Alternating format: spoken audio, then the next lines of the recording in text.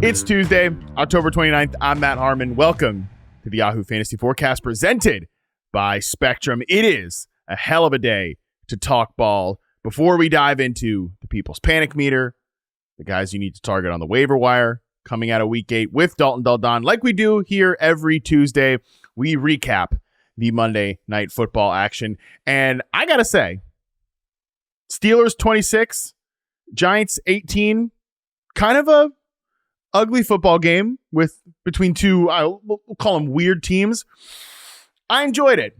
At one point during the first half, I kind of looked in the mirror and thought, this is one of those games that, when people say, hey, in June, when you're complaining about no football, you'll kill. You would do anything for this game. In the first half, I'm like, I don't think so. Insert a straw man person here. I don't know even who I'm talking to at this point at almost midnight Eastern after sleepy time tea. I mean, give me a break. I don't even know what I'm doing here. But I thought, no, I don't think so. I don't think it's about to be that type of game.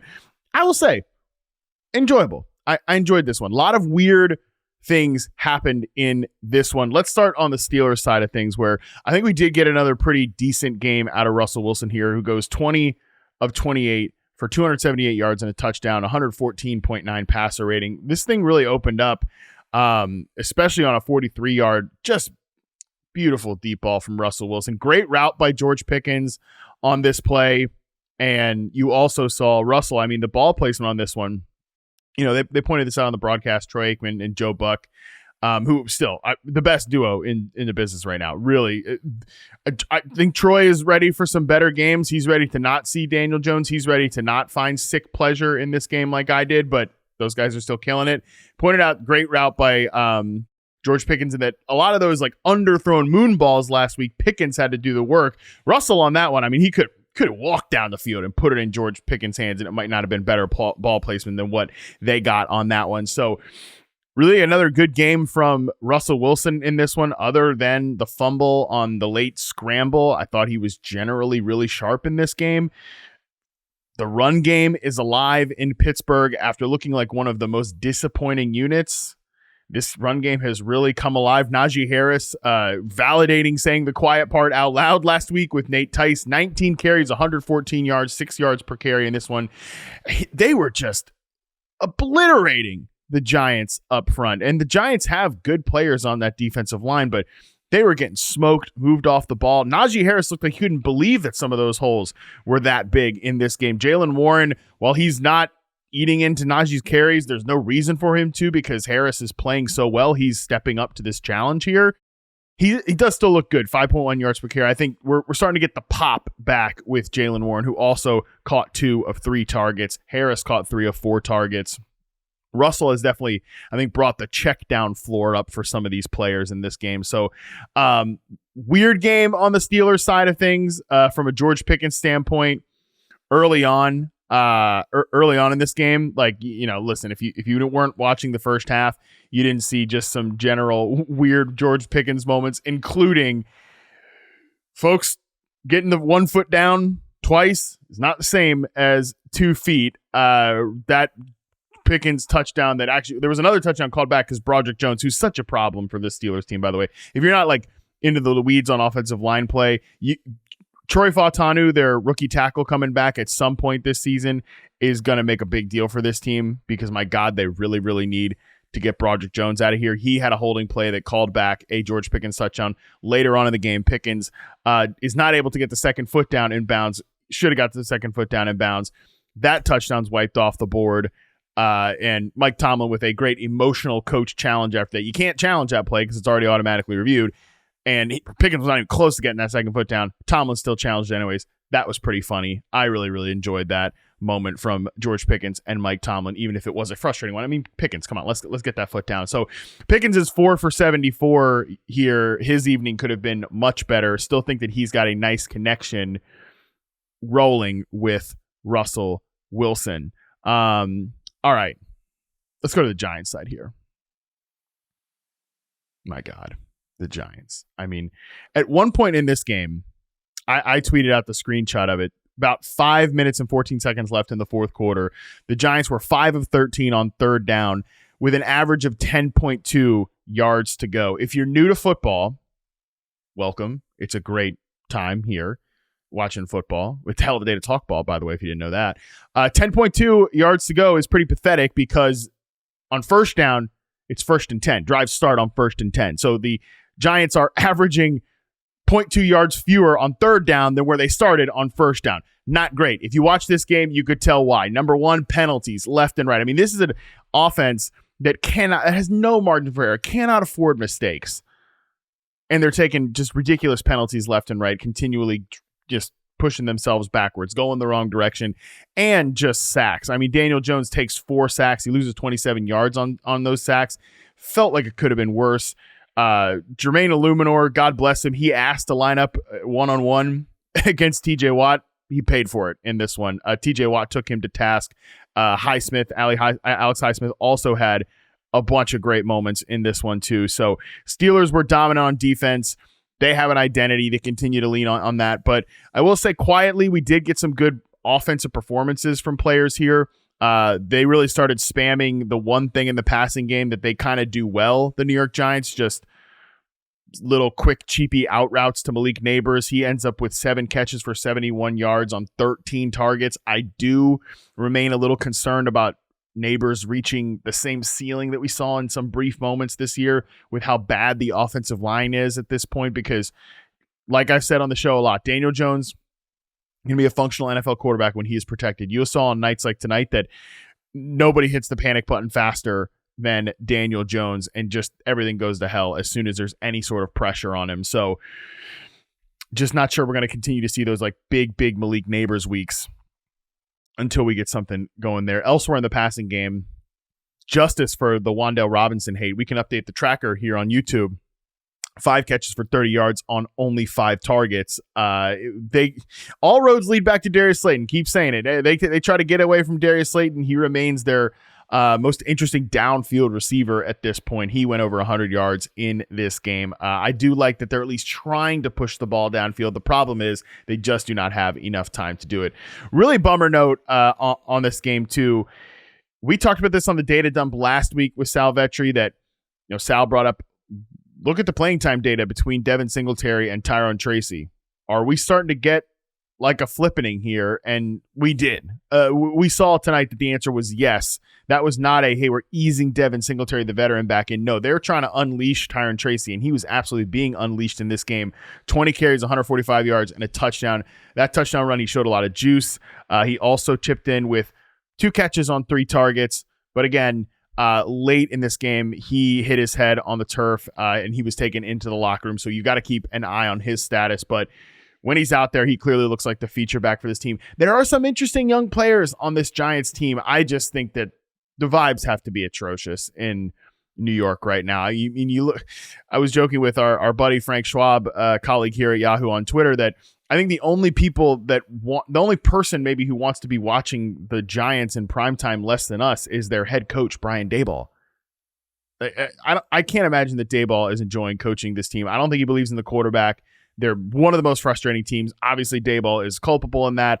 Giants 2024 season felt like it was going to be pointless coming into it. It feels pretty pointless here heading into week 9. The Steelers go on bye next week. The Giants get a home game with the Commanders. Steelers are 6-2, top of their division.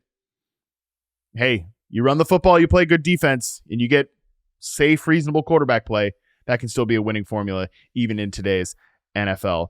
All right, with that, let's throw it to the Week 8 People's Panic Meter as we address some very serious issues in the coping corner heading into Halloween week. Let's get into it. Joining me now, as he always does here on Tuesday, is my good friend, Dalton Del Don. Dalton, what's going on, buddy? Not much, Harmon. Nice Niners win, and some players to complain about for sure as usual, but doing well. How are you doing, Harmon? I'm doing great. I'm doing good. I feel like actually this was a pretty light complaint week. Light on the panic, to me at least. And we didn't get too many submissions here, either social or email. So I feel like maybe the people are happy. Generally, I feel like we've got good vibes coming out of here in week 8. A lot of touchdowns, a lot of surprising results. I don't know, Dalton. To me, I'm feeling pretty good coming out of week 8. Yeah, well, I'm gonna have a little bit of Anthony Richardson coping to do at the end of this show, but otherwise, yeah, I got some nice fantasy teams live, and Niners back in the win column. You know that the Niners had already matched the number of 10-point fourth quarter losses versus the rest of the NFL this season. They've had twice, and the whole other entire league has 2, and they nearly did a third against the Cowboys. So at least that didn't happen. Yeah, at least that didn't happen. I did not know that, but yeah, man. Cowboys fans not feeling so great today. They're fully in the coping corner. I know producer Colin has made a home in the coping corner, and several of my buddies have as well. So that's where the Cowboys fans are at this point. But speaking of the coping corner, we are going to get to your submissions as we do every week for the People's Panic Meter. However, to start the show, I figured we'd do something a little bit different here, and I wanted to do it for 2 reasons. One, it's Halloween week. So I figured we can do a little something here called Zombie Coping Corner Candidates, because the Coping Corner is packed, Dalton Del Don, with a lot of names, and some that I feel at this point here, coming out of week 8, heading into week 9, it's time to resurrect a few of these players in the Coping Corner. That's the second reason why I thought this was appropriate, because the Coping Corner is packed, and I do think it's time to sort of take stock of maybe some overreactions for players that we've put in the Coping Corner, and maybe some guys that we can bring back into the equation here. Remember, the Coping Corner is not this player's in the Coping Corner. They're dead for fantasy, even though we're doing the zombie analogy here. They're dead. They're useless. You never play them again, or they're just completely banged for the rest of the season. We just don't address them as panic candidates because it's more of a it is what it is type of situation. However, maybe what was is not what is for some of these players. So, Dalton, we're going to resurrect some players out of the Coping Corner this week, if that makes sense to you. Yeah, we have some candidates that deserve it. Yes, some of them haven't aged well. They deserve to be resurrected. All right, so here are the players in the Coping Corner, and we are going to go one by one to decide if we are resurrecting. We're gonna bring a zombie out of the Coping Corner here. We've got Mark Andrews, Tank Dell, Keenan Allen, the entire Browns offense, Calvin Ridley, Rachaad White, Patrick Mahomes, and Sam Laporta. We're going to address all of these guys one by one. And we don't have to, linger too long on every single one of them because I think a few of them are obvious. But we're going to go line by line here and decide if this player, this entire team, this unit should be taken out of the Coping Corner. We did this with the Rams already. The Rams were contingent upon their players coming back. They're no longer in the Coping Corner. Their players are back. They're obviously no longer in the Coping Corner. We took them out last week. So let's decide on how many players we can create some zombies out of here. And let's start with Mark Andrews, Dalton Del Don, who was a popular submission in the People's Panic Meter to start the show, was resoundingly given up on in the fantasy community, but has scored a lot of touchdowns here of late. Yeah, he's up to the tight end 12 in fantasy points per game, tight end 3 over the last 3 weeks. So I feel like he's a zombie candidate that needs to be resurrected here. Yeah, I mean, I completely agree. I think Mark Andrews is the most obvious. Let's go ahead and resurrect him here, because the reality is, Dalton, while he might not be kind of the old Mark Andrews, I still think he doesn't maybe look the same explosive player that he was prior to this serious injury that he's coming off of, that he tried to return from the playoffs last year. I think he's still working his way back, but at this position where we're constantly looking for answers, he's tethered to a great quarterback, a good offense, and he's scoring touchdowns. And I think he's successfully put the gonna get leapfrogged by Isaiah Likely accusations behind him. So I agree. Mark Andrews is our most obvious zombie candidate here. Rest of the season, where do you think you would have Mark Andrews in your tight end rankings? Oh, good question. Probably right around there, tight end 12, coming off the best week in the history of football, National Tight End Day. I don't know, does 12-ish, have you heard? Does 12-ish sound about right? I mean, he's very touchdown dependent, but they pay the bills. It's so much. I mean, it really is. He's targeted in the red zone as much as any pass catcher in the league last season, and he's continued to do so the last month. So around tight end 12. There'll be inconsistent weeks and down weeks, but I think ultimately he'll end up kind of a back end tight end 1. Yeah, I think that I kind of have maybe even a little bit higher than that, just because I do still feel like the resume is good for a player like this. The role is good for a player like this, but it's a big fat tier anywhere from like tight end, honestly, anywhere from really like tight end 5 to tight end 14, I think is a big group. But let me just throw a few names out for you, and you tell me if you like Mark Andrews ahead of any of these guys.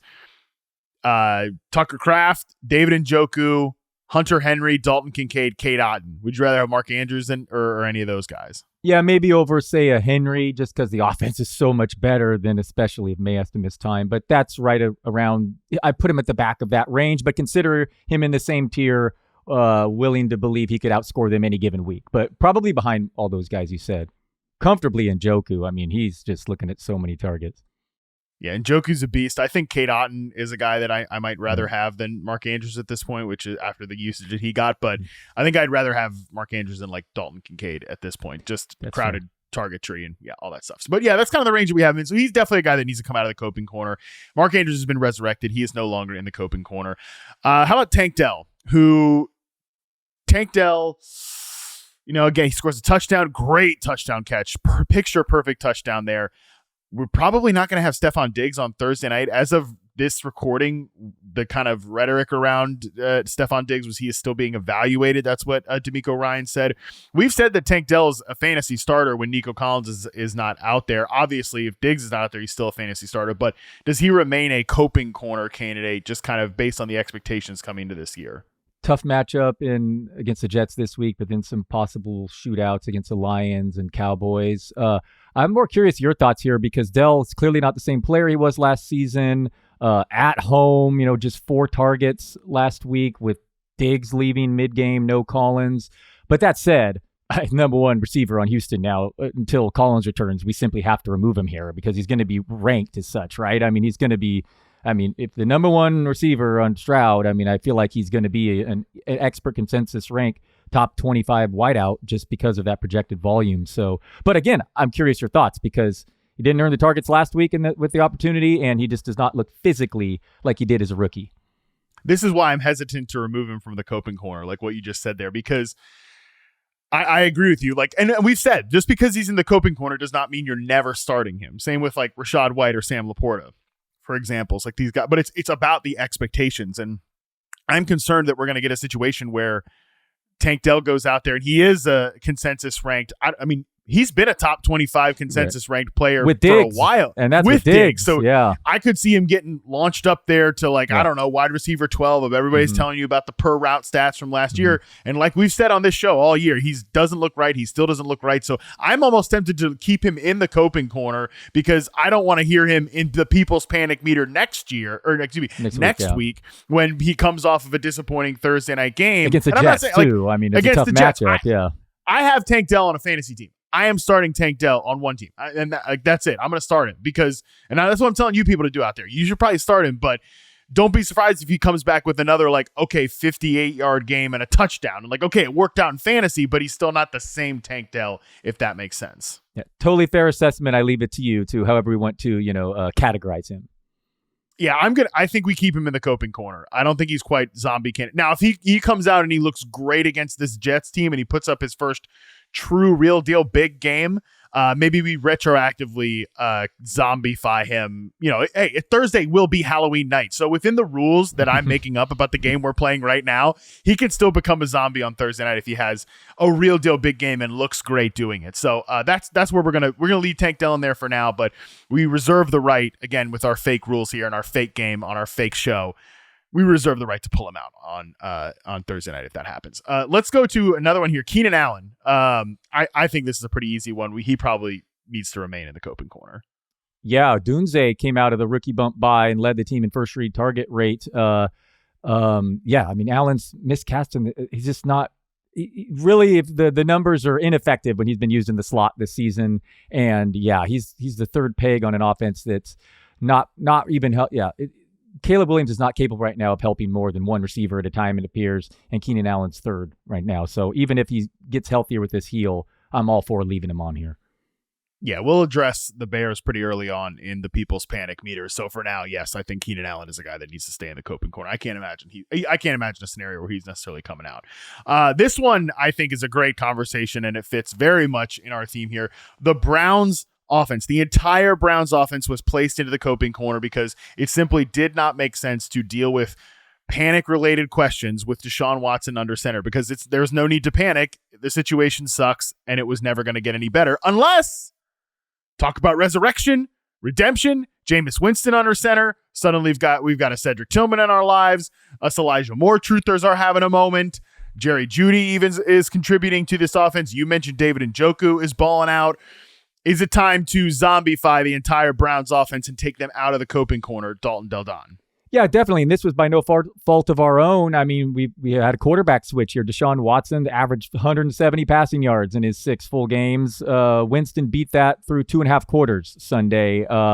So, yeah, I mean, his career average is almost 280 passing yards in games he starts and finishes, Winston. So, major upgrade here. Cedric Tillman, you mentioned in the pod, belonged in that X receiver role. He replaced Amari Cooper, looked like a beast, was fantasy's wide receiver 1 this last week. So, I'm sorry, before CeeDee Lamb blew up Sunday night. Wide receiver 2. So, yes, let's get Cedric Tillman in fantasy lineups. Njoku has an argument. There are about 3 or 4 tight ends who have arguments to be the number 1 tight end moving forward, and he's one of them. So, yeah, Winston and a couple receivers now resurrected. And Nick Chubb. He does not look the same, but Chubb, all of a sudden, his workload was great in his second game back. So absolutely, the Browns need to be yanked out of here just because of the quarterback switch alone. But right before we started recording, it was announced that Winston is the starter, even with a healthy DTR. So not an obvious decision, but certainly maybe to fantasy managers it was obvious, but great to hear. Great to hear. Yeah, I think he can. James Winston could do a little bit of a Joe Flacco impersonation in this offense with these really 100%. Good players. Like, it's no surprise that, Elijah Moore has good games when there's an above average quarterback under center. We finally got that for the Cleveland Browns this year. I will say, just before we move on from the Browns, I'm not throwing cold water on all this Jameis Winston, Cedric Tillman, party here. I'm generally a Tillman fan, but I just want to note that Baltimore Ravens secondary already was having issues in pass coverage. They were banged up. Let me read off the rest of the schedule here going into week 15 for the Cleveland Browns. Chargers, bye week, at New Orleans, versus Pittsburgh, at Denver, at Pittsburgh, versus Kansas City. Before week 16, they get the Bengals. That is a pretty tough slate of defenses that they have to face, depending on the Saints' motivation factor when we get into week 11. But regardless there, 2 games against Pittsburgh, good defense, Chiefs, Broncos, Chargers, a lot of good defenses coming up here for the Cleveland Browns. Yeah, Ravens were a perfect pass funnel matchup, and Kyle Hamilton, if he secures that easy interception to end the game, the second Tillman touchdown never even happens. I guess the Ravens have 8 dropped interceptions this year, like more than twice as many as the next team. But that's a fair point. Schedule not conducive, but the Browns are definitely, at least where we can back to be playing matchups and considering them in lineups. They have life again on offense with Jameis Winston back there. Yeah, having life is a nice thing after what we got from them for most of the season. All right, here's an interesting one for our next one. Calvin Ridley. I think people probably didn't notice this. Wouldn't blame you if you didn't watch much of that Detroit Lions-Tennessee Titans game. Calvin Ridley, who we put in the coping corner after an 8-target, 0-catch game against the Indianapolis Colts coming out of the Titans week 5 bye. He goes 10 for 143 on 15 targets in week 8. From weeks 1 to 7, Dalton, he caught 12 passes for 183 yards in weeks 1 to 7. So he almost accumulated his entire season's worth of yardage in one game with Mason Rudolph in ultra negative game script against the Detroit Lions. Did that performance move you enough to take Calvin Ridley out of the coping corner, or do we simply not care about what happened in week 8? That performance really annoyed me Sunday, Harmon. I thought he was a sneaky DFS play all week, and then the guy was injured. He doesn't practice, and then Jaylen Waddle looks a similar price point. Even more good point, yeah. Jaylen Waddle, a similar price point, and it looked like Tyreek Hill wasn't going to play, so that was a swap. And then Ridley, did you see what this dude did in the first quarter? He looked possessed. He had a terrific catch. He had 6 targets, 6 catches, and 118 yards in the first quarter alone. True. Yep. He had 3 catches in the first quarter all season entering the year. Yeah, 15 targets, a 46% air yard share. Hopkins is gone. Mason Rudolph is an upgrade over Levis. Not sure they'll continue playing him, and it's damning him with faint praise, but he is an upgrade. Play the matchups. You at least got to keep him on your roster. Adam, anyone frustrated, dropped Ridley. I mean, things have changed. New quarterback, Hopkins gone. I don't know what to make of the guy. So inconsistent, but he's certainly going to see the targets now. So he's back on the scene. I want to fight you either way here as far as coping corner, but he's definitely kind of back to at least being relevant. Yeah, I don't know, man. Again, this Titans, they get the Patriots, before. They get he the basically Patriots doubled his week 9. season yardage, man. He almost doubled his season yardage. So I get it. It's been ugly. Okay, what's the schedule look like, Harmon? And they get the Patriots in week 9. That's, he'll get Christian Gonzalez, pretty good corner. Then they get the Chargers, the Vikings, the Texans, before they get the Commanders, Jags, and Bengals, and then Colts and Jags. So, end of season schedule, pretty good. Just who knows what the hell is going to be going on with the Titans at that point. I think that Ridley's going to remain a very volatile player. I feel comfortable leaving him in the coping corner, but yeah, if he was dropped, he's probably somebody that at least needs to be on rosters. And that's fair. This was a great matchup for him this last week. Pass funnel against the Lions indoors, playing from behind by the time they got the bus. But that's a fair assessment. But he's definitely increased his fantasy value from a week ago with Hopkins gone and possibly Rudolph starting. Yeah, he's increased it from 0 to a little bit.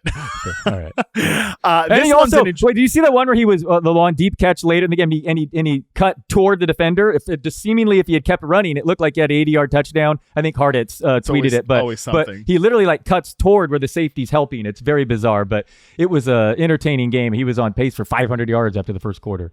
It was pretty funny, too, because going into the week, the offensive coordinator said, no, we're not going to, Nick Holt said, we're not going to force feed Calvin Ridley, because Ridley's talked about, like you said, wanting those first quarter targets early in the game, stuff like that. They just trade DeAndre Hopkins, and then, he gets all those first quarter targets. So, they force fed him.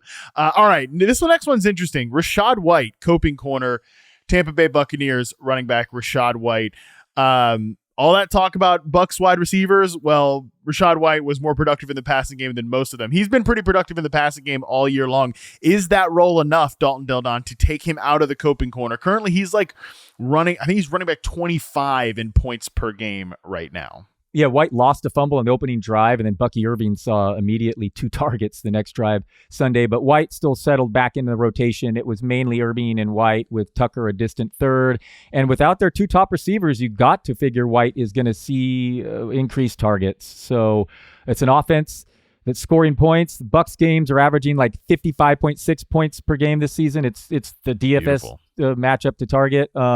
So another one of those, I'm leaving it up to you, dealer's choice. But I could see removing him because the targets are going to be there. He's been productive. The last couple weeks ago, he was the number 1 fantasy back that week. So he has an argument.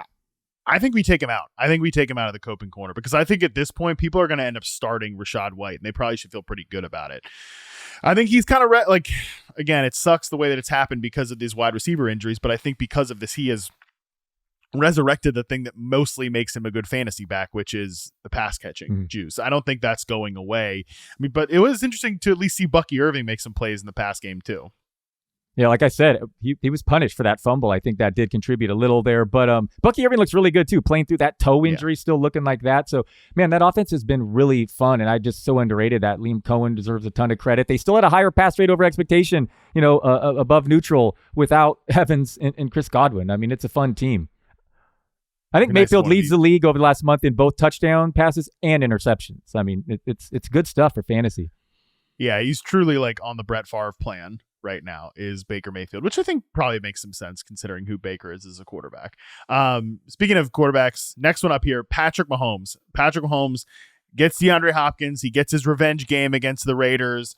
It wasn't oh my God, he completely obliterated the Las Vegas Raiders or anything, but he was, from a fantasy perspective, Mahomes, again, it was fine. He was QB 16 on the week with 18.2 points. Is that enough to move him out of the coping corner to you, or is Patrick Mahomes still squarely in is what it is territory? I think he's in is what it is territory. He is due to continue throwing a few more touchdowns. I mean, he was totally due for regression. He was up there among the league leaders in red zone passes, but bottom 10 in TD pass for last week. They hadn't thrown a touchdown since September, but I fell for the revenge game shtick for sure. He was not happy with that Kermit the Frog, and he said, we'll handle it. It's their last loss of the Raiders. And, it resulted in a nice, 240, 2 touchdown, QB 14 in fantasy or whatever. Still has not been a QB 10 one time all season. There were 29 quarterbacks that had been there before last week, so there's got to be more than 30 have been top 10 QBs this season. Patrick Mahomes still isn't one of them. They're going to run the ball and win with defense, so I'm cool with leaving him here. Yeah, I'm also cool with leaving him. And I don't know about you, but I kind of feel the same way about this. Our final guy here, another onesie position, Sam Laporta. Laporta caught a touchdown pass from David Montgomery in that blowout win over the Tennessee Titans. Sam Laporta, is he still a coping corner candidate to you? Yeah, I mean, there is a stat out there saying his first game without Jameson Williams, he had like a 33% target read, but what did the Lions throw the ball 4 times? I wouldn't take too much from this sample. So Laporta, yeah, I'm cool with leaving him here for now. Yeah, I mean, bottom line perspective, Sam Laporta was the tight end 8 on the week. He had 6 targets, 6 catches, 48 yards and a touchdown. He did have a touchdown called back as well, but Bottom line perspective, I think Laporta is still a coping corner guy. So, all right, that's the state of the coping corner. We zombified 3 guys. Mark Andrews, well, the entire Browns offense, so that's more than 3 guys. That whole unit is back on the radar, and Rachaad White is a zombified coping corner candidate. These guys are all back on the radar. Like in a more than just, okay, Calvin Ridley, maybe you got to start him at some point. No. Like these guys, they're kind of back in the mix here. They're players you can feel pretty decent about starting. And we reserve the right, if Tank Dell looks like himself and has like a true big game on Thursday Night Football, it's still Halloween night. The rules say, the very serious rules of this game say that we can still zombify Tank Dell on Thursday night retroactively. All right, with that, let's get into the post-week 8 People's Panic Meter. Would you say it's time for everyone to panic? Yes, I would, Kent. Oh my God! Okay, it's happening! No. Wait. Everybody stay calm! Stay calm! What's the procedure? Stay calm! Reminder for the people out there how this works. We just talked through the coping corner. There are other designations to these panic players. You got no panic, some panic, total panic, and then again, you are put in the dreaded coping corner. If panic time is done and you are just in it is what it is type of territory. All right, let's get into a couple emails we got this week. First email comes in from S. Love the signing off is just S. Hi, Matt. Longtime listener, first-time mailer. Big fan of the show and your work. So I just traded for DJ Moore for a 2025 second-round pick before Sunday's game, hoping that he would be my wide receiver 2 for the rest of the season. After watching the game, I wonder if I regret that decision. What's your thought on DJ Moore rest of season? Do you think he is a boom-bust wide receiver 2? Thank you for all the content and the you and the Yahoo team creates. Much love to you, Andy, Dalton, Scott, Tara, Sal, and everyone else at Yahoo. Best S. S, shout out to you. We appreciate the hell out of you. DJ Moore was drafted as a wide receiver 18 this season. He is currently the wide receiver 27. Dalton, what is the temperature check on DJ Moore? And honestly, we'll do a specific panic for DJ Moore, but just the whole Bears offense coming out of I would say a disappointing game coming off their bye. Yeah, some panic. A few things here. First, Washington's defense has just played so much better than it did in the beginning of this season. They lead the NFL in pressure rate since week 4. We're top 5 in EPA per drop back. Just playing really, really well. Pressured Caleb Williams a ton. So the first game out of the bye, Rome Odunze led the Bears with a 31% first read target rate. Keenan Allen and DJ Moore had 23%. So maybe that rookie bump by there. Caleb Williams, I know you love when I drop splits on you, but if you're debating matchups or playing DFS, just so we understand here, in the beginning of his career, has major home road splits. On the road, he has 4.8 YPA, 2 touchdowns, 5 turnovers to open his career on the road. So he does appear to be more comfortable at home, which makes sense. But I mean, those are pretty ghastly numbers, 4.8 YPA. So that's contributing to the receivers' erratic stuff here. But whatever, they're going to get better. They're going to continue to be held back by their coaching, but Caleb Williams will presumably get better. And Rome Odunze is only going to see more targets, the more he gets in his career. But right now, he's just a bench stash for fantasy. I think I'm a little more than some panic on DJ Moore. I think I'm a little closer to like total panic. If we're talking about wide receiver, 18 expectations versus where he's at right now, which is not even a wide receiver 2. I'm with S that, like, by the way, you traded a 2025 second round pick. I'm assuming this is dynasty. I think I'd rather have DJ Moore than some rando that you're taking in the second round. Yeah, you can find hits in the second round. You can also find a lot of just like outright whiffs. So I think I'm okay with this trade. I don't think you will fully regret the trade, but is he going to be a set it and forget it wide receiver 2 rest of the season, or like a consistent wide receiver 2? I don't know about that. And here's my kind of reasoning is, number one, you mentioned they have a rookie quarterback. They have an offensive coordinator issue. I regret a lot of the, like, hey, let's give Shane Waldron some credit that I was saying kind of coming at it into this week 8 game. Do not feel great about that when you're handing the ball to a backup offensive lineman who doesn't even know how to handle this, doesn't even know how to take the handoff. You're handing off to that guy with the game on the line. Don't love that. Do not love that stuff at all. But you also mentioned like Rome Odunze. He gets that kind of post-bye rookie bump in terms of first read targets. According to Fantasy Points data, he led the team in first read targets. By the way, he led the team in first read targets with 30.8%, which is not that much. It's not a dominant number, but he does lead the team, and his film deserves more. He deserves more targets for how good he's been on film. The problem here, man, is this is just a squeeze. Like, this is going to be a squeeze here because we're saying Rome deserves more. We're saying Keenan Allen probably has been. He's not like throwing the ball to Keenan Allen with all these other options hasn't been a great idea, but they're still going to continue to do it because he's on the team. Cole Kmet's pretty good. They want to get DeAndre Swift activated in the receiving game from a screen perspective. There's just like, this is not the like easiest way to say it, but I think, or it's maybe not the best way to say it, but it is the easiest way to say it. Just a lot of shit going on in this Bears offense for a rookie quarterback and a coordinator that we don't rank among the top 10 best offensive coordinators in the NFL. So I just have a hard time seeing, like, I don't know, tell me the story of how DJ Moore becomes anything close to like wide receiver 18, or even just like, again, a steadier wide receiver 2. I think there will be some big games, but I also think there's going to be really, really low floor games, and we've already seen those come to pass. Yeah, the usage will just be far different than with Justin Fields last year, locked onto him constantly. So I'm good with either some or total panic here. Expectations need to be lowered based on where he was drafted. That's for sure. Yeah. I think some panic, or not, excuse me, I think total panic is kind of the right way to be about it. Again, it's not as if he's just going to be completely useless. It's not as if he's never going to have a big game again. That's why I don't really want to put him in the coping corner. But for what we've gotten so far for DJ Moore, just game log wise, 36 yards, 53 yards, 78 yards, 22 yards, 105 yards, 20 yards, 27 yards. Like, there's going to be games like that, the sub 30-yard games, a lot of them in there. So I do think that's going to be problematic for him being like a true real deal wide receiver. And one of those is like a 50-yard Hail Mary, I think, too. Yes. Yeah. Not ideal. All right.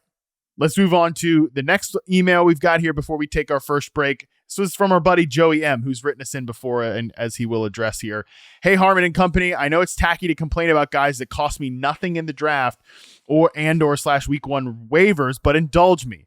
I'm watching Jordan Mason's fantasy value disintegrate in real time. After a great September, he's been useless, including duds in 3 great matchups. SF injury report shenanigans aside, with Chris McCaffrey's return looming after the bye, is it 1,000% over for Jordan Mason? Also, side note, should I worry about J.K. Dobbins? I know the points were there this week and the usage is still good, but the Chargers have been way more pass heavy the last couple weeks, even in neutral/positive game scripts. Is this a blip, or should I be looking to sell? Thanks as always for the content. We hogs appreciate the slop. P.S. I was wrong to call Zach Robinson a moron. Thank you for setting me straight on that one. Thanks for owning up to it, Joey. That's good stuff, because he was the one who called Zach Robinson a moron for when tilting Bijan Robinson after the Falcons' magnificent win on Thursday Night Football against the Tampa Bay Buccaneers. So let's take these one by one. Let's start Jordan Mason, your San Francisco 49ers. ADP was running by 54. Like Joey said, he knows it's tacky to complain that he got nothing. This cost him nothing to get Jordan Mason here. But his current ranking is running back 17, which it looked like he was going to be a clear-cut, top 5 running back every time he said he touched the field. Is it 100% over? 1,000% over for Jordan Mason at this point, Dalton? Yeah, there's total panic here. He's really fizzled the last few games. Just been wearing down. He never had 175 carries in a college season. He set his NFL high in week 2 for an NFL season already. Garendo just looked more explosive after he replaced him Sunday night. He's learning the system more. CMC's on pace to return after the upcoming bye. I mean, it's still, uncertainty there, so you're holding Mason. But it seems to be over as far as him being a top 10 fantasy back option with CMC, Guarendo's emergence, and the fact that Mason's dealing with the he's a shoulder injury that he aggravated Sunday night that he had to leave the game. So, yeah, it's over for him, unfortunately. Yeah, as in terms of like the designation here, some panic, total panic, coping corner, like I do think it's tough to sort of place him. But we're still talking about him as like a set it and forget it running back, it is over. And that is a total panic sort of situation, because I thought there was a chance, Dalton, and maybe this still ends up being the truth. I thought there's a chance that like CMC gets back and Jordan Mason still holds a pretty important role because he's coming into it with a bunch of momentum and he's played so well that like, how can we just take this guy off the field? Well, now he's dealing with the injury. He's been trying to play through it. It has, I think, affected his play and affected his availability. He missed the entire second half against the Dallas Cowboys, which should have been a real smash spot for him. Yeah, I mean, it's a tough break, but I do think that's going to maybe be in Shanahan's mind when he's trying to divvy up the work split between McCaffrey and Mason. I would not drop Jordan Mason. Do not drop a guy like this, because McCaffrey comes out there, he has one tweak. We're right back to, okay, Jordan Mason is a starting running back in fantasy. But yeah, in terms of the run that he's been on, that is definitely over. Yeah, and he was due for some scoring more touchdowns. He was seeing so much work in the red zone. It was like 1 of 8 at the goal line with carries there. So unfortunately, that equity may never get cashed in if CMC does return healthy, which hopefully he does. But that is by no certain thing. So I'm with you. As down as it seems right now for Mason, absolutely be sure to hold on to him. Let's talk. So I think our panic verdict there is just it's total panic, just with the realization of like, yeah, this is probably not a guy that you can start coming out of their bye week, given that CMC is going to be back out there. Although, I don't know. Who the hell knows what it's going to look like. All right, let's talk about J.K. Dobbins, second part of the email here. Another guy that Joey and everybody else basically got for free. Dobbins was drafted as running back 46 ADP. He's currently the running back 18, which looks great, but Joey's right that the efficiency has started to tick down for Dobbins. The last 4 games, 2.3 yards per carry, 3.8, 2.9, 3.4. The usage has also ticked down a little bit, because I was tweeting about this morning. I was talking about like Lad McConkey's film, and Dwayne McFarland, does great work for Fantasy Life. He noted that the Chargers drop back over expected rate before the bye week was -5%. Post bye week, they've been +4%. I imagine that Justin Herbert said to Greg Roman, like, I get it. We established the run, the whole deal. I'm freaking Justin Herbert. Let me throw the football. I feel pretty good about saying that that's what happened during the bye week. And so because of that, we might not see these like 25 carry games for J.K. Dobbins, but where are you at with Dobbins, who is coming off a 16.8 fantasy point outing? But as Joey mentioned, there might be some peripherals that we need to worry about here. Yeah, certainly some panic, if not total, because of just the health issue here with Dobbins. He did score a touchdown last week, but he turned 24 opportunities into just 68 yards against a Saints defense that was just lit up by Javonte Williams the week before. Dobbins got 9.9 yards per carry over the first 2 games facing the Raiders and Panthers, 3.1 yards per carry over his last 5. The missed tackles force and the yards after contact numbers are similar, big drops. So you just have to have concern with the Achilles there. Simply have to. That's my concern with him, is just simply is he able to last a full season at this stage? And right now it appears he's wearing down a bit, because that was just such a nice matchup at home against New Orleans. And when we see Javonte Williams run all over him, 7 days earlier, it's tough to watch Dobbins, sled through there. Yeah, I'm at some panic with Dobbins. I think the reality is he probably will never lose his job to Kamani Vidal, but there's the efficiency coming down. There's the just overall wearing down, the injury risk. So there's got to be some panic here for J.K. Dobbins. I'm with you on that, Dalton. All right, let's take our first break. When we come back, we'll run through some social media submissions to the People's Panic Meter right after this. All right, we're back. Let's run through our submissions from social media here for the People's Panic Meter. This one comes in from @JNoob13. Honestly, I'm a little stressed about Cooper Kupp. Puka looked like the alpha, and I had some PTSD from last year when Kupp was dealing with the injury and had several dud games. Obviously, we got lucky with the touchdown, but I'm concerned about his volume alongside Puka. Note, the Rams were a team that was in the coping corner. We took them out, so this is what happens when you get out of the coping corner. you can panic about these players again. Kupp, ADP was wide receiver 13. His current, obviously, scoring is wide receiver 67 because he has not played a lot. So, Dalton, level of concern about Cooper Kupp after Thursday Night Football?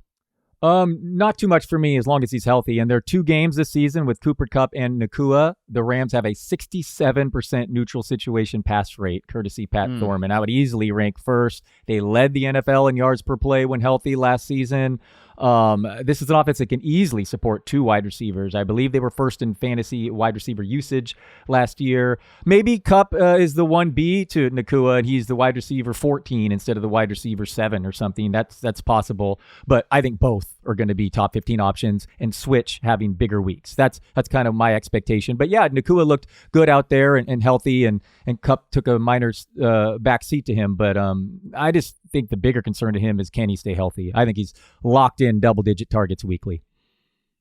Yeah, I'm with you. I have no panic about this, honestly, because I think this comes back to expectations. Cooper Kupp is wide receiver 8 in points per game because when he's been out there, he's been heavily targeted and he's been effective. It's just a matter of how long can he stay on the field.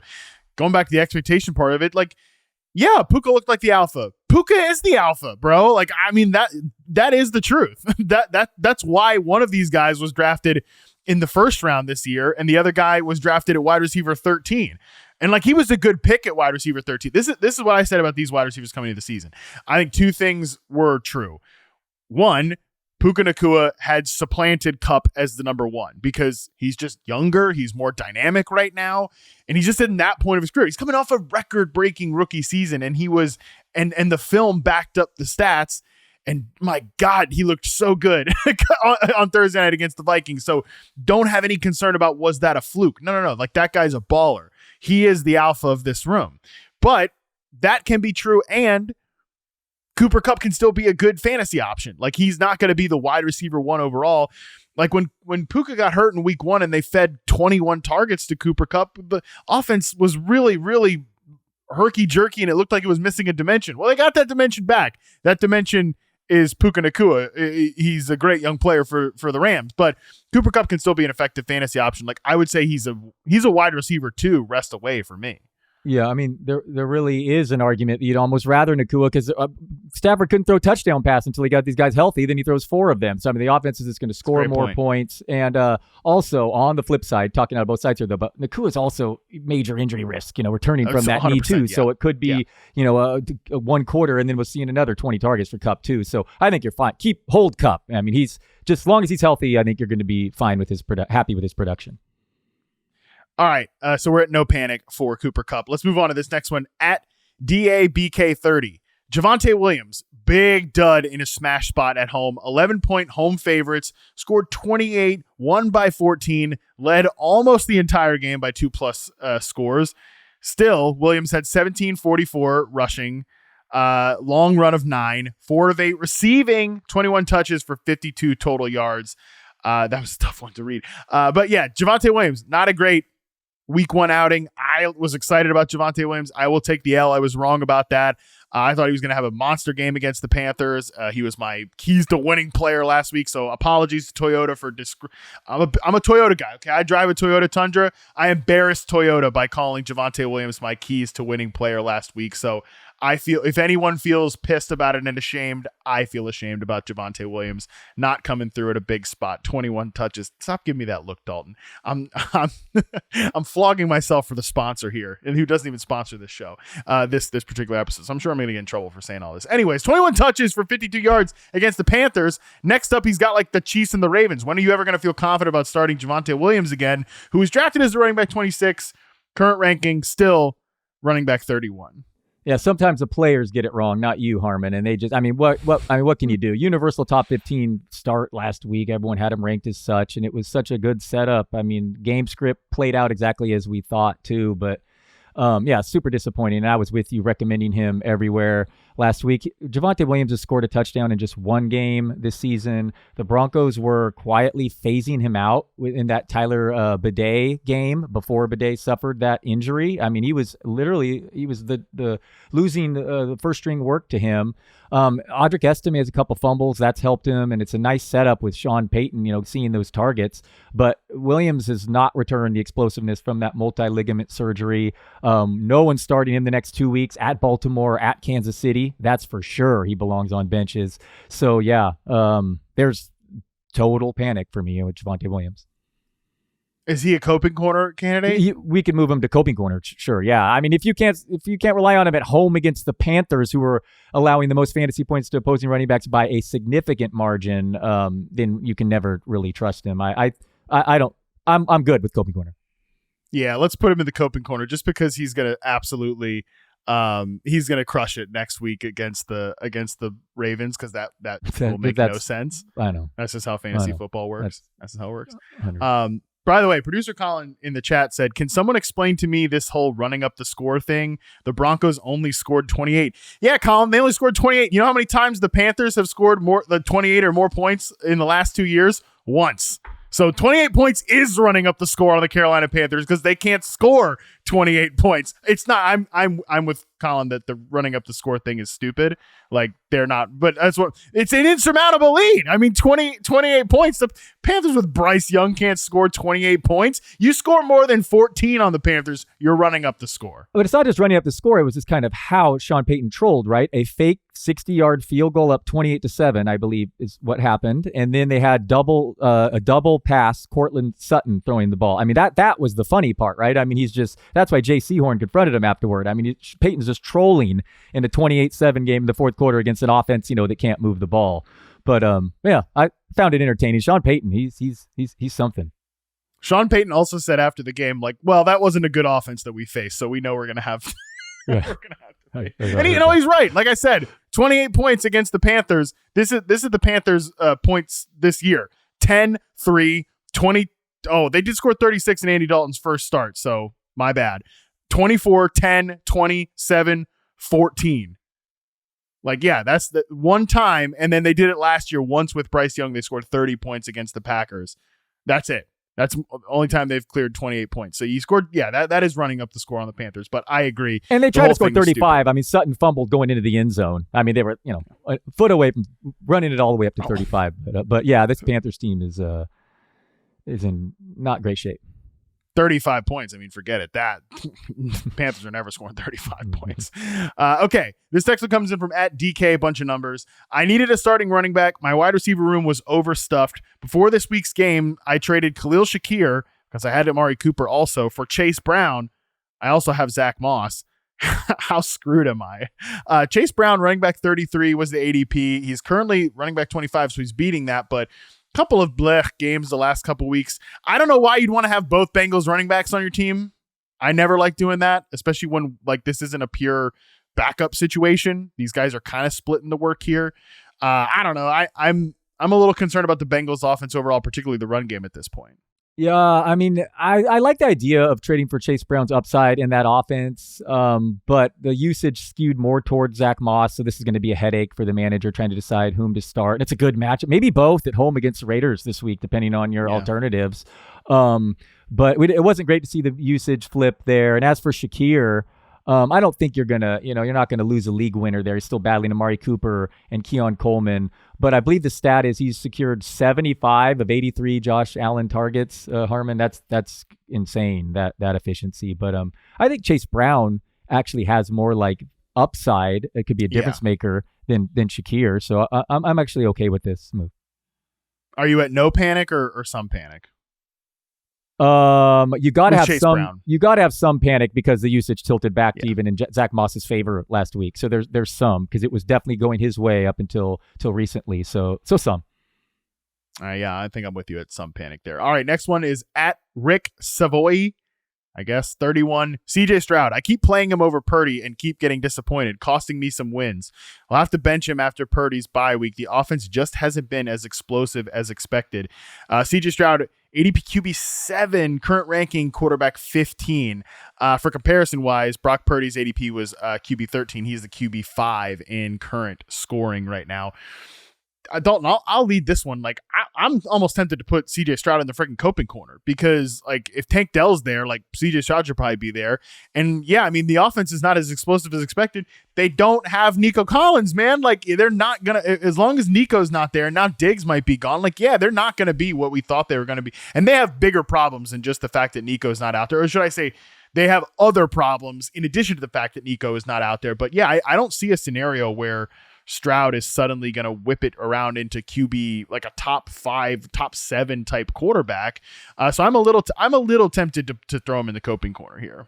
This is a risk you run when you draft a fantasy quarterback early who doesn't run. I mean, when things don't go perfectly, it's just, I mean, it's no fault of Stroud's either of his own necessarily. But man, if he can't, he's playing great. That's the thing. He's playing great football.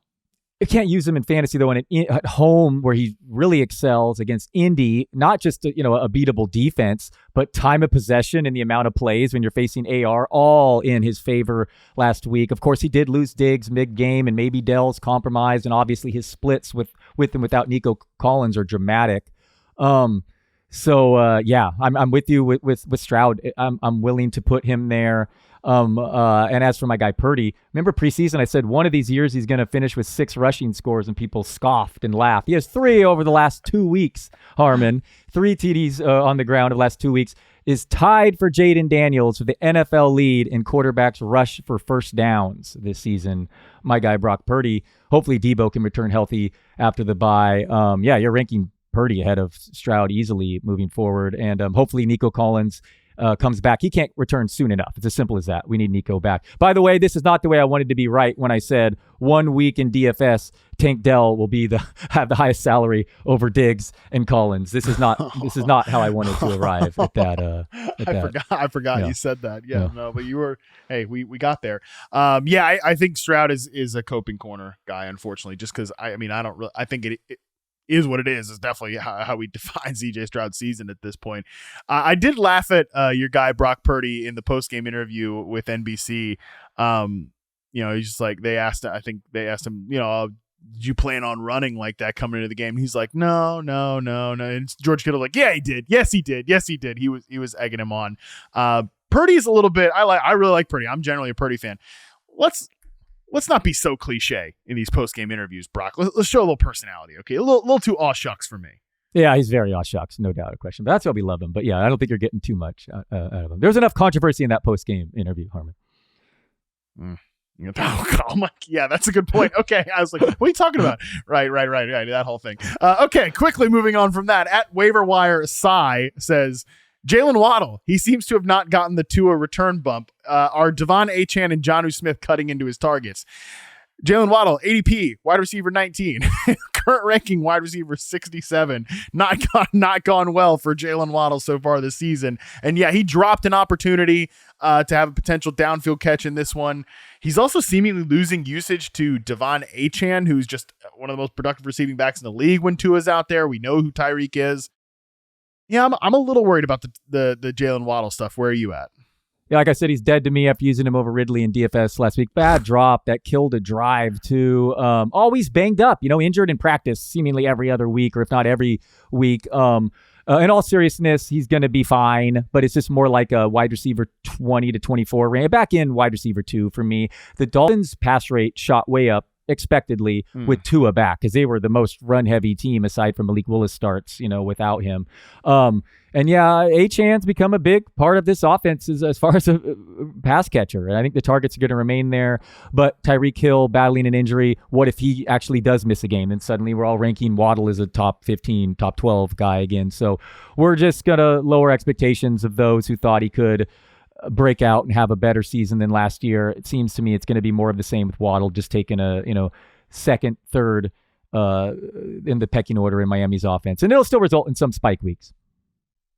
Yeah, that sounds about right. I feel pretty okay with your kind of whole analysis there. I'd co-sign that. Still a good player, but he's not like a true elite receiver, and that's why I think that Tyreek will remain kind of the main focus, and Devon Achane will as well. One thing I want to bring up about that, I noticed Achane was wearing, maybe he did the game before and I dismissed it, but he was wearing the protective helmet. Yeah, he did. I think he did when he came back. Since he's come back, he had a has concussion. Since he's of come course, back, he's won. Yeah. And I've heard the one downside to it is it's speed. So the people that made it didn't think skill position players would use it, and it looks smaller than the ones that the linemen use. But I thought it was just interesting. It didn't look like it affected him negatively whatsoever. But it was just noticeable to me, watching Tua not wear one, and then there was running back wearing one. But it was great to see Tua back, man. It was really, really. And did you see the play where he slid in the run? It was like the loudest cheer of the whole day. It was pretty cool. Yeah, yeah. I noted that on the recap show that the place erupted in applause. Really did. in like conjunction with Jayden Daniels like continuing to do his thing. So he knows how to protect himself. Jayden Daniels, Tua. Hopefully he is learning that. All right, let's get one last one in here. This one's from Amikid. I don't know. A Mike D. I don't know. Anyways, I think we're beyond worrying and into therapeutic drop territory for Anthony Richardson and Michael Pittman. Anthony Richardson, ADP was QB 5. Current ranking QB 27. Yikes. Michael Pittman, ADP wide receiver 21. Yikes. Current ranking wide receiver 43. Dalton, I give this to you. What's the state of the state this week on Anthony Richardson? Well, Pittman's easy. Just comes down to who's starting at quarterback. But man, Harmon, I think we're at the ultimate cope stage. So here we go. 2 completions at halftime is not ideal, brother. He also tapped out at one point. First time I've ever seen that in an NFL game, but he's getting a hard time for that and maybe now use that as an excuse to sit him down. But Harmon, completion percentage is an archaic stat that no ball knower has ever used until Richardson this year. Richardson was pressured on a whopping 64% of his passes against the Texans when his average depth of target was 15.8 yards. That's the 99th percentile. It's probably going to have a bad completion percentage when you're attempting your average depth is 16 yards down the field. Houston entered allowing the second fewest YPA. It's only 2 players over the last 10 seasons to complete less than a third of their passes in a game with more than 30 attempts. They are Anthony Richardson and Josh Allen. Both came this season on the road against the Texans. I get it though, man. There's a threshold and Richardson simply isn't meeting it. I started Bo Mix over him in a couple of leagues this last week. However, man, I ask you this sincerely, genuinely. If Indy catches one of 4 touchdowns, Tyler Goodson had a drop on a dime from Richardson. A.D. Mitchell could not get 2 feet in on a touchdown catch. Josh Downs had a touchdown catch that was overruled, and they said he was a foot short of the end zone. Alec Pierce, when he wasn't dropping passes downfield, he had a touchdown called back on a questionable penalty. And so just one of those 4 touchdowns, all separate drives, or he didn't score a touchdown later on that drive. And then if AR punches it in from the 1 foot line, are we saying the same thing this week? I don't know if that's true or not. Maybe we are because the accuracy is so bad. I get that every quarterback deals with drops, but there's a full minute video I can send you of him of pass catchers dropping it right now going around. Colts have one of the lowest contested catch rates in the league. Richardson has 242 rushing yards and 1 rushing touchdown this season. Since 2011, quarterbacks have scored a rushing touchdown on roughly 99 rushing yards. But where are the tush pushes, Steichen? I mean, out of shotgun, they out of the 1 foot line, they ran him shotgun twice and gave it to Taylor. Anyway, Richardson had the 2nd lowest sack rate in the league by facing the league's by far the league's toughest pass schedule. But man, the combination of this just underperforming passing, bad luck, it's just become too much. So I guess it's just left for me to cope here. The coulda, woulda, shouldas, or the excuses do not get you fantasy points. And it appears he's been benched. But before we started recording, when a coach, says we're reevaluating, that usually doesn't mean good news for the person starting. Maybe save me from having to watch him in primetime against Brian Flores' defense Sunday night. But Harmon, I leave you with this. I would prefer to be remembered as the guy lowest in the industry on Pat Mahomes this year rather than the guy highest on Anthony Richardson, who went 5 rounds later. But yes, I will take the big L on Richardson. Well, I appreciate you doing that. But look, the entire industry was in on Anthony Richardson, except like the words of Scott Pianowski, who I wish was here to take the credit, but he would never take it anyways. He was pretty much like one of the very few people that said Anthony Richardson is a solution in search of a problem, like at a position where you can find answers everywhere. Richardson was going at such an aggressive ADP. And look, at the same time, though, from a process standpoint, you do want to take those shots on him. I think from a fantasy perspective, I think he's got to be in the coping corner. Like, I don't want to have this conversation with you on Monday every evening, about freaking Anthony Richardson. So I think we put him in the coping corner. But to talk about some of the, like, it's kind of a tough conversation with Richardson right now, because all the things you pointed out there are true. That there were drop passes, missed opportunities. Like, yeah, could he have had like a bunch more touchdowns in this game? Definitely. The thing is that the way he's playing right now is just, there's no margin for error. That's the thing. Like, yeah, you're right. Every quarterback deals with that, but they're playing to a level where they can make up for some of those missed opportunities. But Richardson's just not playing at that level right now. And I also wonder that, like, I actually don't really know how I feel about this. And we're not going to sit here and talk about it for an hour, but it is an interesting conversation that I'd love to have for an hour with somebody. Is like, my thought is, and has been, he should continue to play. He's got to continue to play because he's got to get the reps. But I wonder if we're trending into a territory where these reps are starting to be actively harmful for him because he's just fundamentally a mess. Like, what is he learning by being out there and kind of playing at this level?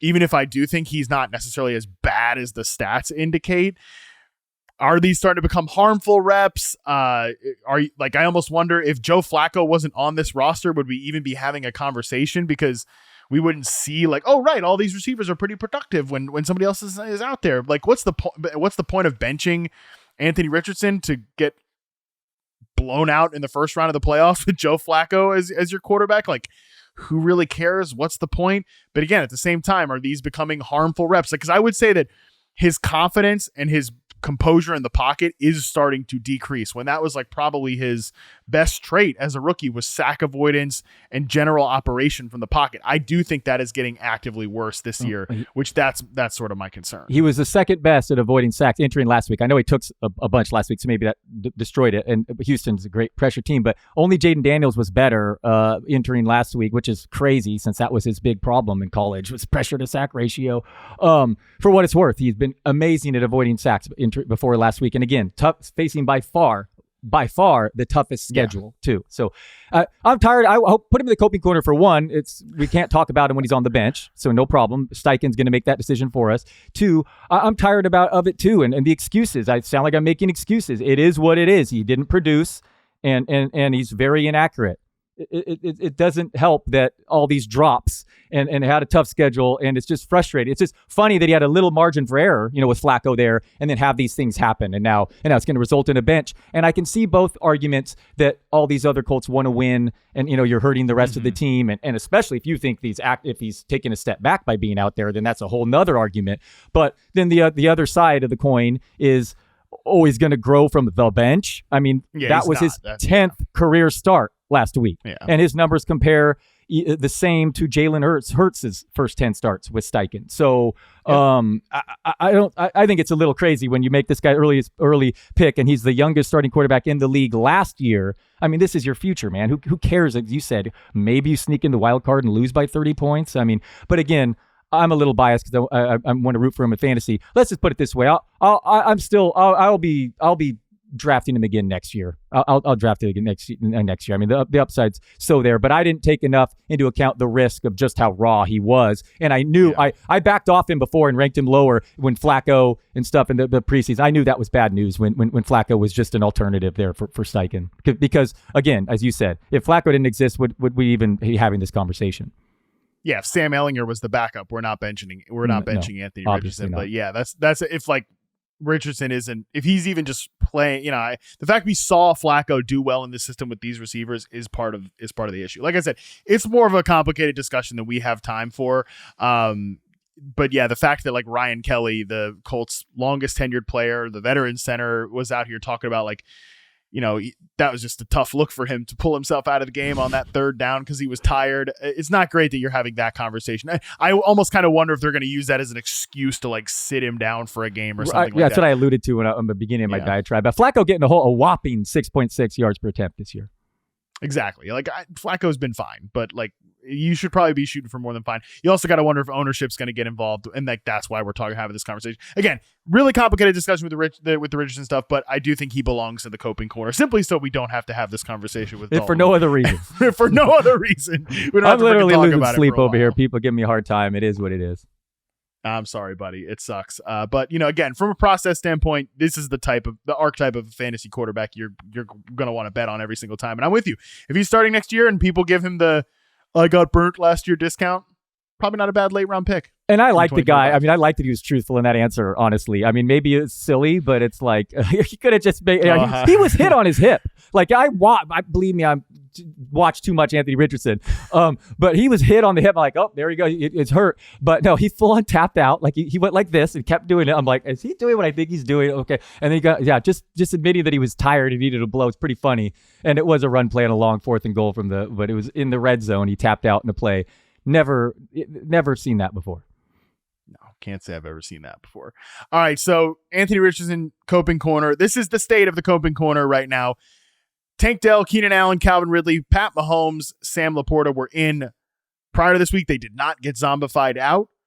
Javonte Williams, CJ Stroud, and Anthony Richardson join the coping corner. Man, I had a lot of bad takes about how exciting the AFC South was going to be this year. Hey, I bold prediction show, so you can't hold me accountable for this, but I did say Will Levis was going to be a QB1 this year. So, we all say some stuff we regret. I regret that one. I hope nobody remembers that take. I hope it's scrubbed from the internet somewhere. Even in a bold prediction show, which again, legally, you are not allowed to hold people responsible for bold predictions. It's still a thing that I said. What a disgusting person. Get out of here, Colin. Anyways, all right, on that note, let's toss to a break, and then we'll come back with our waiver wire recommendations for this week right after this. Let's take a look at this week's waiver wire connections presented by Spectrum.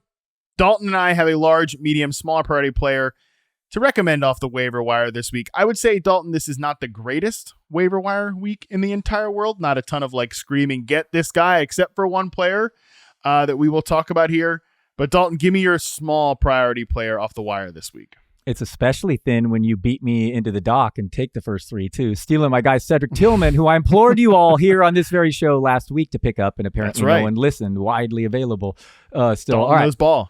My small priority, clearly Anthony Richardson. My small priority, Matthew Stafford, 39% rostered in Yahoo leagues. The Rams have the league's highest neutral pass rate in games with Cooper Kupp and Puka Nacua this season. Both are back. Rams led the NFL in yards per play when healthy last season, and their upcoming schedule could feature numerous shootouts. Stafford was due for touchdown regression before throwing 4 scores last week, and there should be more to come with the Rams finally healthy. Stafford is available in more than 60% of Yahoo leagues, so if you need QB help, he's your guy. Love this call. Stafford, obviously with his guys back there, super critical. There's definitely a player that I think in certain matchups can help you out. I'll go to my small priority player here. Parker Washington, Jacksonville Jaguars wide receiver, 0% rostered in Yahoo leagues. So your league, he's available. If you're playing on Yahoo, which of course you should be. I mean, come on, give me a break. Are you playing on one of those other platforms? I don't think so. Parker Washington, 0% rostered in Yahoo leagues. Christian Kirk out for the rest of the season with a collarbone injury. Brian Thomas Jr. might miss some time as well. Latest reporting from Jeremy Fowler was it could be 2 to 4 weeks, which sucks. That's going to obviously just decrease the projections of the entire offense. But Parker Washington, good player, I think. At least a good depth receiver. And he overlaps perfectly with Christian Kirk's skill set. We've seen Parker Washington actually come on the scene before and have some moments. He's a kick returner for this team. I always really like as a college prospect, I thought he was a good slot receiver, layup guy, good hands, yards after catch ability, kind of a tough, rugged player. A guy that I think directly fits into the Christian Kirk spot of this offense. He'll play the slot. He's probably less of a vertical slot option, more of a layup slot player. But again, somebody that I think you don't need to go crazy on old Parker Washington. He's not necessarily going to be a league winner or anything, but I do think he's someone worth adding if you need receiver help. Yeah, interesting possible DFS option there too. Bump up Evan Ingram. Bummer Brian Thomas Jr. and Kurt going down, but Ingram absolutely deserves a big boost. My medium pickup, Keon Coleman. It's unclear how much Amari Cooper's addition has helped here, but Coleman has seen his most targets and produced his best games the last 2 weeks. Cooper will be more involved in Buffalo's offense, no doubt, but Coleman is clearly developing this nice chemistry with Josh Allen. Coleman gets a tougher matchup this week against Miami, but I say he's well worth adding just to see if this growth continues down the stretch. Coleman is the wide receiver 23 in fantasy points per route run, Harmon, wide receiver 15 in fantasy points per target, and he's available in nearly 60% of Yahoo leagues. I love that they got him, a big seam route from the slot. That's exactly the type of usage I want to see from Keon Coleman. I do think Amari Cooper's presence, maybe it's not like tilting coverage or anything like that, but they've got more ways they can use Coleman. They've kind of narrowed in on their guys. Cooper's the X. I think Coleman's going to move around a little bit. They're not just going to have to use him as that stationary X receiver. Shakir's their slot guy. They're narrowing down in on who their guys are at wide receiver. And Coleman and Josh Allen have a chemistry, man. He's figured out like where Keon wants it from like a contested catch receiver standpoint. That is who Keon Coleman is. I'm with you that he's worked out in the NFL so far. He looks really good out there, and I like the way they are starting to use him a little more conducive to his skill set. My medium priority player is another rookie, Bo Nix, 25% rostered in Yahoo leagues. Bo Nix is, I don't know. A lot of people, I respect their opinions on quarterbacks. They don't like Bo Nix. I've been kind of like, on Bo Nix so far. He's a QB9 in fantasy right now. He runs 52 rush attempts on the year, 5.9 yards per attempt. We know that's never going to be his strength, but again, forget actual play or whatever. He's a good fantasy quarterback. He gets a matchup with the Ravens this week, which, as I mentioned, we've discussed the Browns early in the show. The Ravens already weren't covering well on the back end, and now they're beat up as well. Certainly better receivers there that the Cleveland Browns have, but still, Bo Nix has been getting it done in Sean Payton's offense. And if you need a quarterback streamer, you need some help this week, I do think that Bo Nix is a nice option. I love the Nix call, man. Really sneaky value with his rushing ability. Will be interesting to see him face the Ravens, who've definitely been allowing opposing quarterbacks score fantasy points, but they've had a tough schedule. They've all been good quarterbacks, but the volume should be there. That's a good point. For Nix. My large priority, a repeat name here, Isaac Guerendo. I place him even in the large priority, even though he's the most available guy here. He replaced an injured Jordan Mason Sunday night, flashed his elite speed, getting 6.1 yards per carry. Guerendo could have scored a second touchdown, but he gave himself up to run out the clock for the second time this year. Only this time, Harmon, it was the right call, actually. Yeah. Christian McCaffrey's on pace to return after San Francisco's upcoming bye. But Guerendo looks far more explosive than Mason, at least a banged-up Mason, and CMC's health remains a complete mystery. There is no player currently available on more than 90% of waiver wires with a greater likelihood to be ranked as an RB1 at some point down the stretch this season. So go stash Guerendo. Loved the Guerendo call. Yeah, at this point, if Jordan Mason doesn't get back there, he's that running back too. All the analysis that we said about don't drop Jordan Mason, something happens with Christian McCaffrey, he's going to be locked in back as a fantasy starter. That would apply to Isaac Guerendo, who I agree with you does look like he's got the juice. You know who's really got the juice? Friggin' Cedric Tillman, who Dalton talked about last week. I've been talking about a lot the last week or so. 19% rostered still, only for Cedric Tillman. Our buddy Andy Behrens said it best when he was tweeting out his waiver column. This week's price is not last week's price for Cedric Tillman. You could I added him in at least one league for free, like post waiver run. He was available on a dynasty waiver wire earlier this year, and I scooped him up just because I've always been like, oh, Tillman, I think, could play a little bit, and the Browns like him. We know Tillman can play a little bit. Over the last 2 games, he's run a route on 86.9% of the dropbacks, according to True Media, 13.6 air yards per target, but he's also gotten 25% of his yards after the catch. I think he's a good player. He's an X receiver who can get open against man coverage, can win off the line against press, and he can rip it in the open field from a yards after catch standpoint. I do like Elijah Moore. I'm still an Elijah Moore fan, but I do think that Cedric Tillman right now, I would say, is the best Browns wide receiver and the correct bet rest of season for fantasy. So deeper leagues, I do think Elijah Moore is a guy that could be added. And, again, I'm hoping for more Elijah Moore production, but I do think that right now Tillman in just regular leagues should be closer to 100% roster. Yeah, I agree. Grab Tillman in all fantasy formats. It's such a huge upgrade at quarterback. Deshaun Watson was averaging 170 passing yards. Jameis Winston's averaged 277 in his career, courtesy Dwayne McFarland.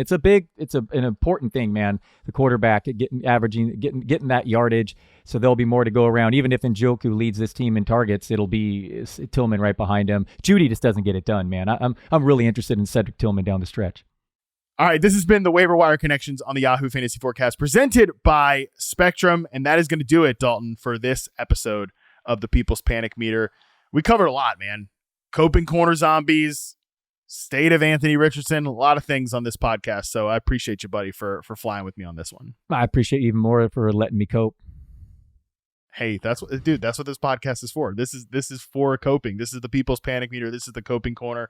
Appreciate the hell out of you, Dalton. Look, we both did a little owning up to things on this podcast, but I generally think like fantasy analysts where's your public apology for this call is stupid, because my motto on this podcast is we make suggestions, you make decisions. But I know Dalton is tilting this Anthony Richardson thing because I'm sure you've got some Anthony Richardson teams. You're probably way too invested in this whole thing. I started Javonte Williams in a league. If it happens to you, it happens to us. So that's the way this thing goes, man.